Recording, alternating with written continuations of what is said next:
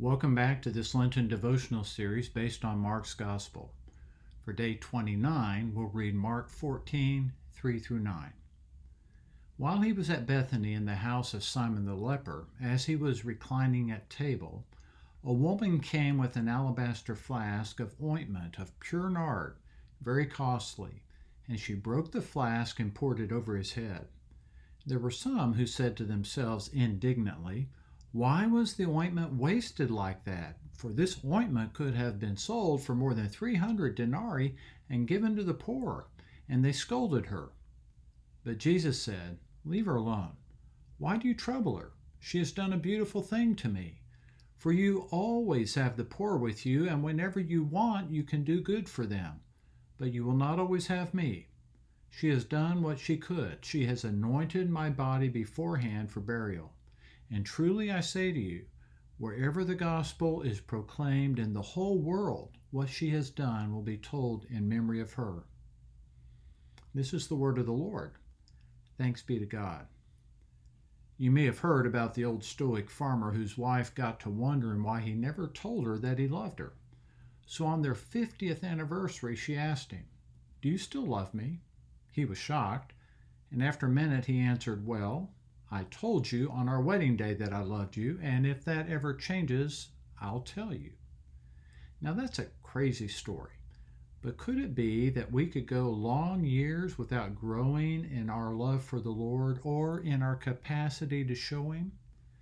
Today's story features a woman who was so extravagant in showing love that it felt over the top to everyone there that day, except for Jesus. The details need some explaining.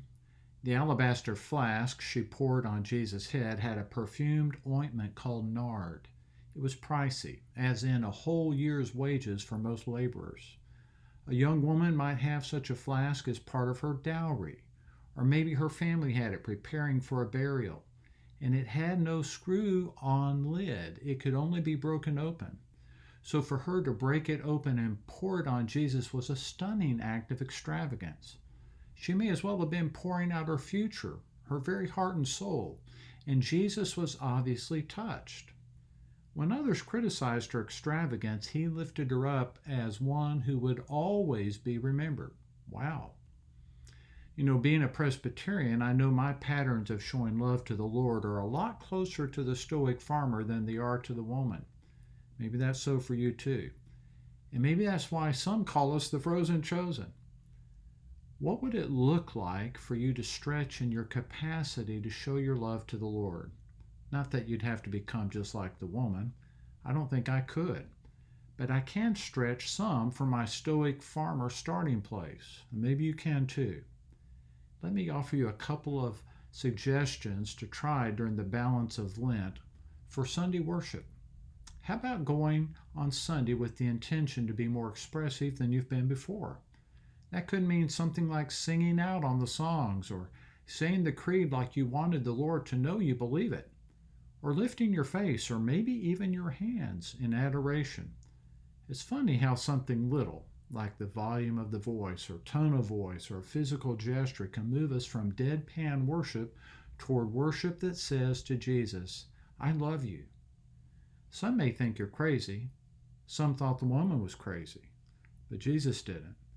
And maybe we can do better than letting 50 years pass without growing in our capacity to show Him love too. Here are a couple of questions to ponder as you look back over these verses. How do you typically show love to your dear ones? Physically, verbally, some other way? Over the years, have you stretched any in how you show your love to the Lord? How so? And how might you try to stretch now? God bless you.